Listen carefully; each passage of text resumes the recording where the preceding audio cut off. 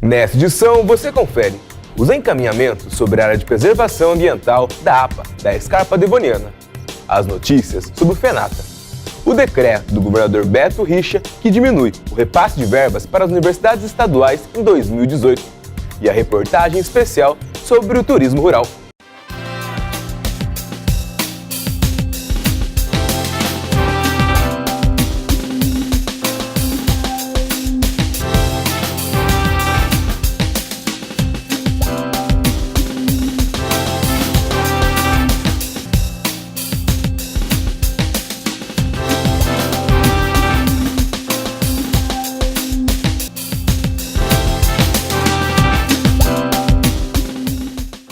Olá, você está assistindo a última edição do Correspondente Local em 2017, uma produção dos estudantes de jornalismo da Universidade Estadual de Ponta Grossa. Eu sou Gustavo Ban. Nesta quinta-feira, dia 16, o Sindicato Rural de Ponta Grossa realizou mais uma edição do Quinta com Café. Desta vez, a discussão foi sobre a Unidade de Conservação da Área de Proteção Ambiental, a APA da Escarpa Devoniana. A equipe do correspondente conferiu o posicionamento do Sindicato dos Pequenos Produtores Rurais em relação à produção agrícola na área da Escarpa.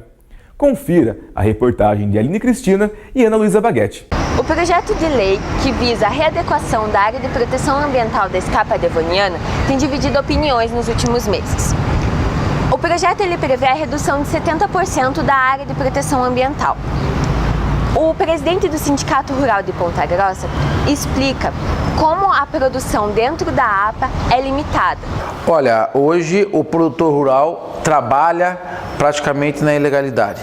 Os bancos, nós temos dificuldade de crédito, os bancos estão cada vez burocratizando mais os créditos ao produtor, muitas vezes não permitem o crédito e isso faz com que a gente perca 400 mil hectares de produção num estado onde 78% das exportações são do agronegócio. Nosso município de Ponta Grossa, 85% das exportações vêm do agronegócio. Então, a Escarpa Devoniana não permite agricultura, não permite pecuária, não permite turismo e isso tudo está escrito no plano de manejo da Escarpa Devoniana. Por ser considerado uma unidade de conservação, não é permitido o uso de transgênicos, pulverização e maquinização nas produções, nem o cultivo de pinos e eucalipto. Para o professor do Departamento de Geociência da UEPG, a legislação não impede a produção dentro da APA. Contudo, os produtores precisam seguir regras específicas. É uma mentira muito grande quando dizem que eles não obtêm financiamento junto aos bancos por conta da existência da APA. Isso está errado, isso é mentira. Por quê? Inclusive, uma das determinações, quando você procura os manuais publicados pelo Banco Central, que disciplina a obtenção de crédito rural, é o atendimento ao zoneamento ecológico-econômico. Se as atividades estiverem em acordo, não tem por que eles alegarem que não vão obter recursos. O Paraná é o segundo maior produtor de leites e suínos, além de ser responsável por 17,5% da produção de grãos no Brasil. A professora de zootecnia explica como a sociedade tem uma visão equivocada dos produtores rurais. E hoje é uma situação completamente diferente. Nós temos hoje a produção rural, tanto agrícola quanto pecuária, tecnificada. A gente tem evoluções assim em termos de estudo, de tecnologia, de aplicação, de cuidado, que remete, não é mais aquele produtor do passado, né? Então, assim, os cuidados hoje são grandes, tem que ter, porque nós temos uma legislação ambiental pesada. A APA da Escarpa Devoniana abriga centenas de cavernas, sítios arqueológicos, um enorme conservatório de água, cânions, cachoeiras, nascentes e espécies exóticas. O que precisa é entender que essa área é diferente, essa área é especial, porque a APA ela não expulsa a produção econômica, ela apenas busca harmonizar atividades que não fragilizem o que a gente tem, especial nos recursos hídricos, na qualidade do solo, na existência de certas características especiais da flora, da fauna, dos aspectos geológicos, das formas de relevo. Nesse mês de novembro, o projeto de lei que visa diminuir a área da Escarpa Devoniana passa pela avaliação da Comissão de Ecologia e Meio Ambiente e aguarda pareceres técnicos de órgãos estatais ligados às discussões ambientais. Bom, Se em 2017 a situação das universidades estaduais não foi nada fácil, imagine em 2018. O governador Beto Richa, ao apresentar a proposta de lei orçamentária para o exercício do ano que vem, prevê a destinação de 82 milhões a menos para as universidades do estado, em comparação com 2017. As repórteres Ana Luísa Vaguete e Daniele Farias apuraram os prejuízos da medida.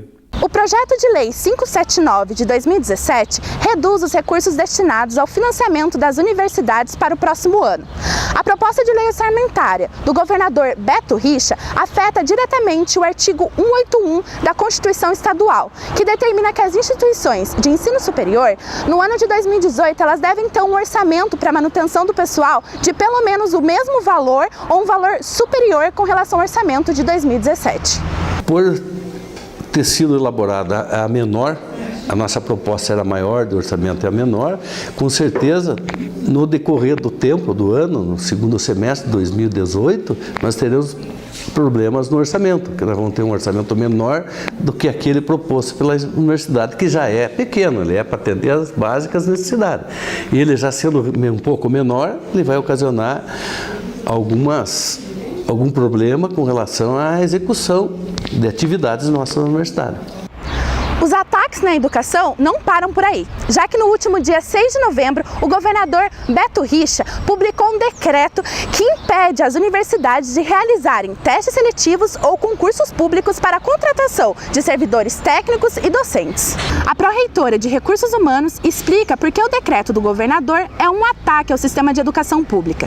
Esse decreto 1521, ele foi sancionado em maio de 2015. Esse era o ato que vinha nos ajudando a administrar a universidade na contratação de pessoal, abertura de teste seletivo e até concurso público, dentro do percentual previsto em lei. E agora nós somos surpreendidos com a revogação desse decreto. Então, esse decreto, se ele for revogado, ele vai impedir a universidade de tomar qualquer procedimento de contratação de pessoal temporário. Então, a gente entende, de certo modo, que essa ação é mais uma das consequências da aprovação da PEC 241, ou PEC 55 no Senado, né, que limita os gastos, né? E isso tem um impacto muito sério na instituição, porque nós já sofremos o corte de colaborador esse ano, né? E já sofremos também algumas reformulações ou imposições de vários decretos, entre eles a alteração do entendimento do TID, né, que a gente defende como regime de trabalho. E isso, no nosso entendimento, é mais um ataque aí às condições de trabalho docente, mais um ataque à universidade, né, a universidade ainda como uma instituição pública, gratuita, de qualidade, que fica muito mais difícil de manter tudo isso desse jeito, né? A Universidade Estadual de Ponta Grossa já produziu um ofício ao secretário de Ciência, Tecnologia e Ensino Superior questionando a revogação do decreto. É previsto que até semana que vem a universidade receba uma resposta sobre os próximos encaminhamentos do decreto. Diante da intensificação dos ataques do governador Beto Richa, a categoria docente se mobiliza para a construção do dia de paralisação estadual das universidades, no próximo dia 29 de novembro. Outra decisão que mexe diretamente com os trabalhadores brasileiros é a reforma trabalhista. Na terça-feira, dia 14, o presidente ilegítimo Michel Temer assinou a medida provisória que modifica pontos da reforma. Já são mais de 100 alterações na CLT, desde a aprovação inicial, em julho deste ano. Nossa comentarista da semana, a repórter Juliana Lacerda, acompanhou as mudanças e explica pra gente. É com você, Ju. No último dia 9, foi sancionado o texto base da reforma trabalhista apresentado pelo presidente Michel Temer. O texto foi aprovado em julho deste ano e Temer decidiu alterar alguns pontos do texto que causaram polêmica quando foram divulgados. De certa forma, está havendo uma diversidade de opiniões dentro da casa, já que o presidente da Câmara, o Rodrigo Maia, não concorda com algumas mudanças no documento. Dentre as principais modificações está a de jornada de trabalho, que atualmente contabiliza 8 horas por dia ou 44 horas semanais, e com a alteração passaria para 12 horas diárias e 36 horas de dispensa, que é o descanso do trabalhador.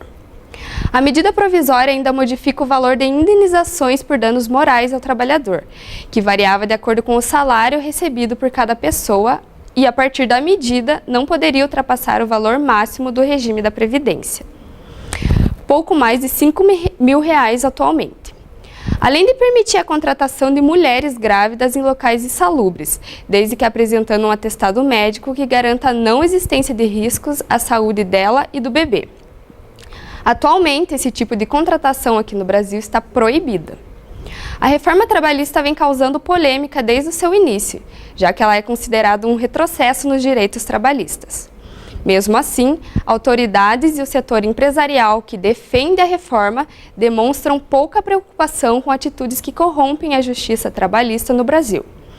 Isso significa uma espécie de perda para os brasileiros.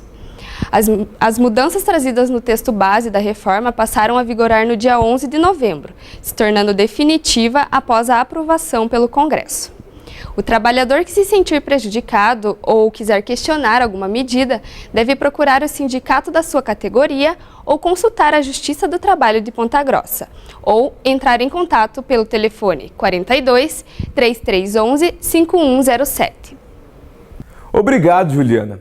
E vamos agora para o intervalo. E no próximo bloco, você confere a reportagem especial sobre o tropeirismo e o turismo rural em Ponta Grossa.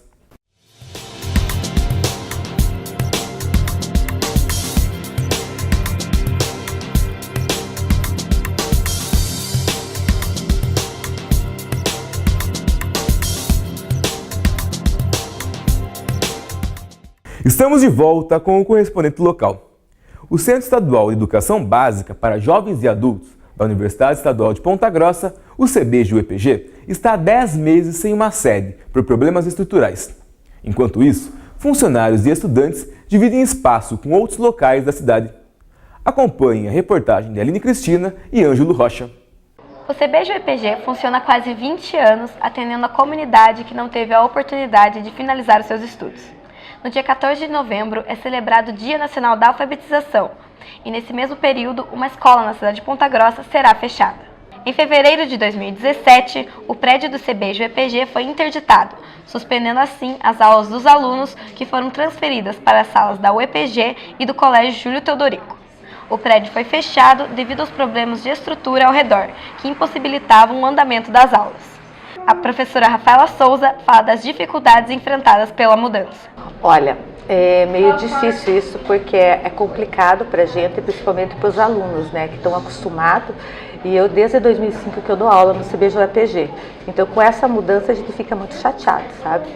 Mas graças a Deus aqui está indo bem, a gente tem um lugar para dar aula, mas o pessoal, tanto os professores como os alunos, a gente gostaria de voltar para a nossa escola. É triste fechar uma escola com bastante alunos, né? E os professores serem remanejados para outras e, além de tudo, tomar lugar de outros professores que também estão com falta de aula, né? Em conversa com a equipe do correspondente local, a diretora auxiliar Silvia Haas conta que passam muitas dificuldades com a perda da sede e que a situação não pode continuar dessa maneira, por mais bem localizados que estejam com a instalação no prédio da UEPG e do Colégio Júlio Teodorico. A estudante Rosângela Silva de Almeida conta que é contrária com a decisão de mudar a sede. Ninguém quer sair da CBJU-EPG, todo mundo não está aceitando, eles não querem que o CBJU-EPG acabe. Porque é 20 anos, né? Vai ser 20 anos jogado fora. Eles não estão aceitando. E nós temos direito também, né? Não é porque nós estamos velhinhos que não podemos estudar, né? E para ver, é a única oportunidade que nós temos. Já tivemos uma, não podemos. Agora estamos tendo a segunda oportunidade e eles não estão querendo tirar da gente de novo. É um sonho que eles estão destruindo. As servidoras Roseli de Fátima Reck e Ângela de Fátima Maruim comentam que o trabalho aumentou após a troca do prédio do CBJ, já que agora elas precisam trabalhar em 3 lugares diferentes. Essa mudança que nós mudamos agora, né, afetou um pouco nós, porque nós trabalhamos em 3 partes. Nós trabalhamos aqui no Piquiri, daí na universidade, daí à noite nós vamos para o Júlio. Daí, então, à noite nós estamos, parece que não vai amanhecer, de tanto canseira que nós estamos. Afetou bastante essa mudança, muito para nós, sim. Eu fico aqui e vou para a universidade, né? Mas a gente também se bate, estranha, e também a gente tá triste pela nossa escola também, né? A gente acho que não voltamos, acho que está encerrando tudo, terminando. O CBJU-EPG permanece funcionando até o dia 20 de dezembro. Em 2018, funcionará na sede do CBG Professor Pascoal Salles Rosa, em frente ao Colégio Regente Feijó. No mês de outubro, a Rota dos Tropeiros foi formalizada como turismo rural. O tropeirismo faz parte da história do Paraná, com forte presença nos Campos Gerais, e deixou marcas na cultura e no modo de viver das pessoas, até os dias de hoje. Confira a nossa reportagem especial de Kimberly Safraide e Lorena Panassolo. Os tropeiros faziam o comércio de animais entre as regiões sul e sudeste do país. Nesse período não havia estradas para transportar o gado, que saía do Rio Grande do Sul e ia até Sorocaba, em São Paulo. Foi então que criaram o Caminho das Tropas. O movimento do tropeirismo durou até o início do século XX, com a chegada das estradas de ferro. Essa atividade foi fundamental para o surgimento de uma vasta área do território paranaense, hoje nomeada de Campos Gerais. É aqui que encontramos a Rota dos Tropeiros, criada em 2002. Essa perpassa por 22 municípios e nos propicia conhecimento sobre a história e a cultura do Paraná. Em outubro desse ano, as atividades de turismo rural nas regiões dos Campos Gerais foi regulamentada pela Lei 19.141 de 2017. O presidente do Sindicato dos Empregados no Comércio Hoteleiro e Similares em Turismo e Hospitalidade de Ponta Grossa explica qual o maior benefício dessa lei. Porque agora, com a lei, eles podem se estabelecerem corretamente. Estando correto, eles podem dar emprego legal, formal, não é assim a grosso modo, que cada um faz o que quer, do jeito que quer. Existe a lei. Então a lei veio exatamente para suprir essa fase. Silvestre Alves é professor de língua portuguesa e também trabalha com o turismo nas pousadas da região, com o seu projeto musical Cancioneiro da Rota. O Cancioneiro da Rota foi feito para atender um pedido dos turistas que queriam que nós cantássemos as coisas da nossa região. Hoje, com as nossas canções aqui, nós também podemos cantar os Campos Gerais, né? Ponta Grossa está dentro da Rota dos Tropeiros. É uma das cidades que mais se destaca na história do tropeirismo, pois foi um importante ponto de parada de descanso das tropas. A partir desses lugares é que a cidade foi tomando forma. Um exemplo disso é o bairro da Ronda. Durante o pousio dos tropeiros, existiam aqueles que ficavam de guarda do gado e dos pertences. Esses faziam a ronda, o que deu origem ao nome do bairro. É no bairro da Ronda que está localizado o Colégio Estadual Professor Becker e Silva. Esse ano, o colégio completa 70 anos de existência e, para homenagear essa data, foi criada uma nova logo em homenagem aos tropeiros. Um logotipo que ele fala um pouco sobre o tropeirismo, né? Ele mostra as araucárias, que é símbolo do Paraná, né? Araucária angustifolia. Aí nós temos o Cruzeiro do Sul, né? Que é um símbolo aí de identificação, de navegação, de orientação, né? E também o tropeiro. Então, exatamente onde nós estamos aqui, nessa região, foi o local realmente de pousada. É onde o colégio está situado hoje. Então, nada mais justo do que relembrar do tropeirismo, né, dentro do logotipo do colégio. A cidade de Teixeira Soares não está dentro do Caminho das Tropas, pois era um lugar apenas de passagem. Mas a sua história está diretamente ligada à Rota dos Tropeiros, através do Caminho da Mata. O tropeirismo deixou marcas, principalmente no desenvolvimento da economia, que se destaca pelo extrativismo da erva mate, da agricultura e da pecuária. Ainda é possível encontrar marcas dessa história no modo de viver das pessoas e na cultura local da cidade. Apaixonados por cavalos, cavaleiros e amazonas se reúnem todo mês para realizações de cavalgadas. Aniversários e homenagem a santos são motivos para as comemorações. E a gente adquire conhecimento com pessoas de outros municípios, de outros lugares. E qual a relação de Nossa Senhora Aparecida com as cavalgadas? A Nossa Senhora Aparecida sempre anda com nós, a gente faz a bênção, a reza antes de sair. E dentro desses 8 anos que eu estou cavalgando, nunca tivemos acidente. Eu comecei a andar desde 2 anos, mas eu comecei a frequentar cavalgadas faz 1 ano. Meu pai sempre me influencia e o meu avô, como organizar as cavalgadas, eu sempre vou junto. O tropeirismo foi um tema e uma atividade que integrou a nação, por conta do vai e vem, né, de tropeiros e levou e trouxe dizeres. E nós aqui no Paraná, né, temos o privilégio, né, de beber de todas essas fontes, porque eles paravam aqui. Tanta história que você tem, uma história de desbravadores, de heróis realmente, né, que fizeram o Paraná. O monarca dos Campos Gerais traz no peito uma paixão que vem num trote campeiro, arraigada ao coração, cavalga ao som dos... O Parque Estadual de Vila Velha, em Ponta Grossa, é um dos atrativos turísticos da Rota dos Tropeiros. Para saber os horários de visitação, ligue para o número 42 3228 1138. No próximo bloco, a gente confere a reportagem sobre o projeto Nosso Campinho e a primeira vitória do Caramoru Vôlei na Superliga Nacional de Vôlei.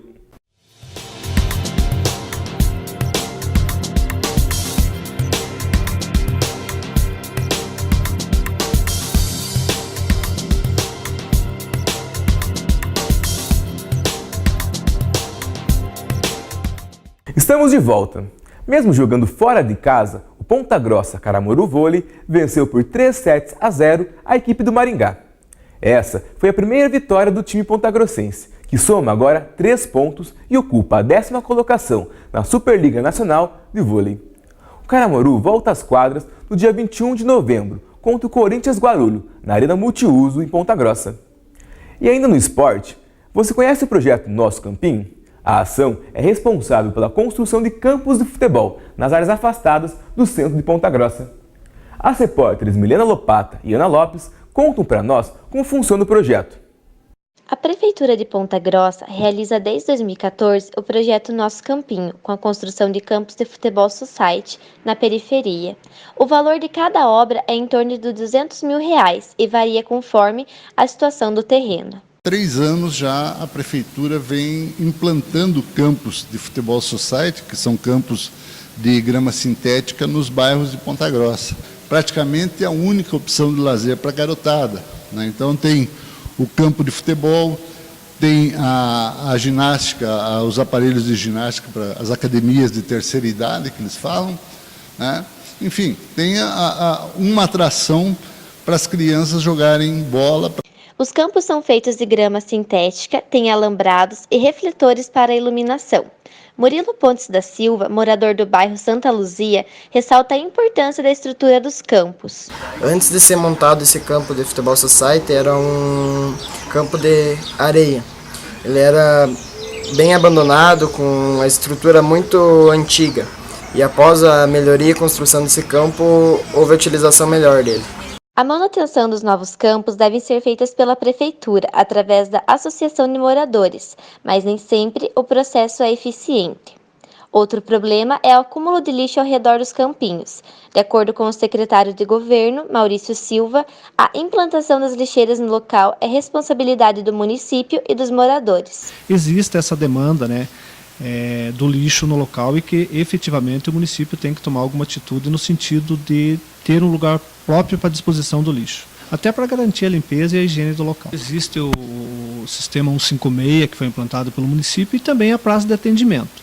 Lembrando sempre que é dever do munícipe, porque a obra é pública, então ela é feita com o dinheiro de todos. E as pessoas também têm o dever de ajudar na manutenção desses espaços. Então, fazendo solicitações pelo 156 ou diretamente na praça de atendimento do município. Para jogar à noite, as associações cobram em média R$20 a hora. Durante o dia, o campo pode ser utilizado gratuitamente. O governo municipal pretende construir 20 campos de futebol society em diferentes bairros da cidade. Em 3 anos de projeto, 16 campos foram inaugurados e 4 estão em fase de construção e devem ser entregues até dezembro deste ano. A ideia é proporcionar o acesso a espaços de sociabilidade para famílias das áreas periféricas de Ponta Grossa. Iniciou no dia 6 de novembro o 45º FENATA, que segue com apresentações até esta quinta-feira, dia 16. Nossos repórteres Ângelo Rocha e Daniele Farias acompanharam o festival no Cine Teatro Ópera. Confira a reportagem. Na última sexta-feira, dia 10, durante os preparativos para o 5º dia do FENATA, uma pane elétrica ocorreu no Cine Teatro Ópera. No fim da tarde, um raio queimou mais equipamentos no local.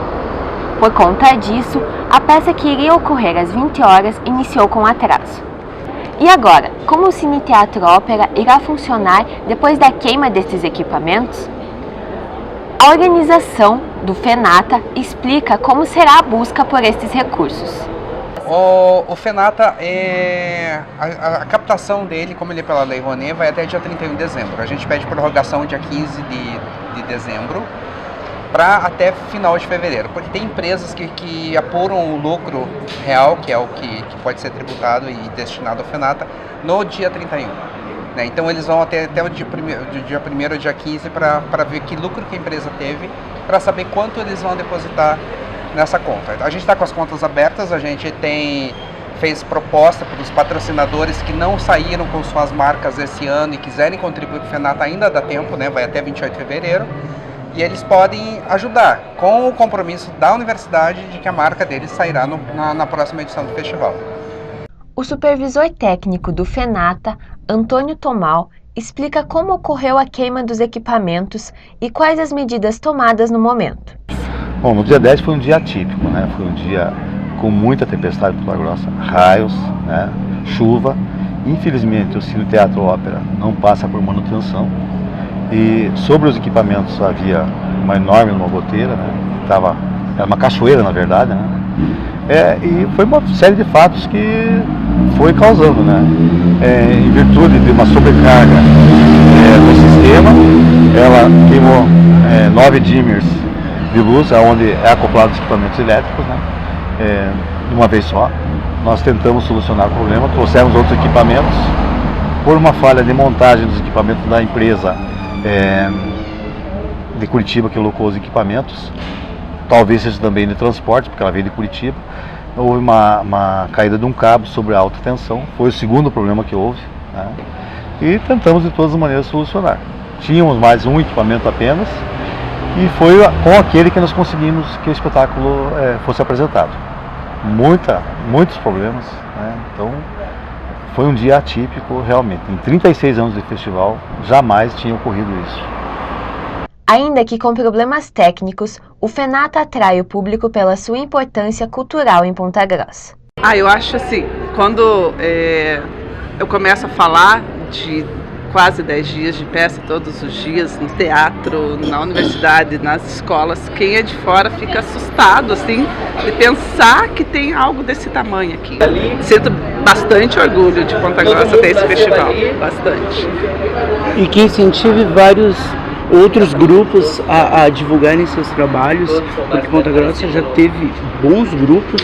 Eu já participei do grupo de teatro amador municipal, era um grupo que saía bastante da cidade divulgando o trabalho dos atores, e hoje em dia a gente não vê tantos grupos se sobressaindo como a gente já teve um cenário mais experiência, né? Já teve um cenário maior, viajando para festivais, levando o nome da cidade.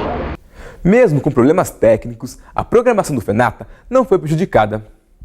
Com a edição desta quinta-feira, dia 16, concluímos a missão para a qual nos propusemos no início do ano, o terceiro na formação da turma 30 do curso de jornalismo do UEPG.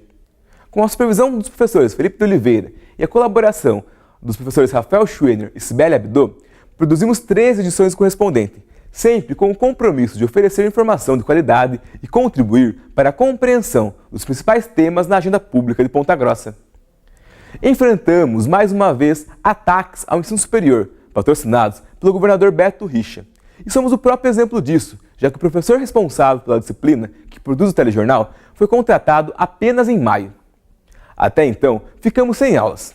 Esperamos que em 2018 seja melhor e seguimos vigilantes na defesa de um ensino público gratuito e de qualidade.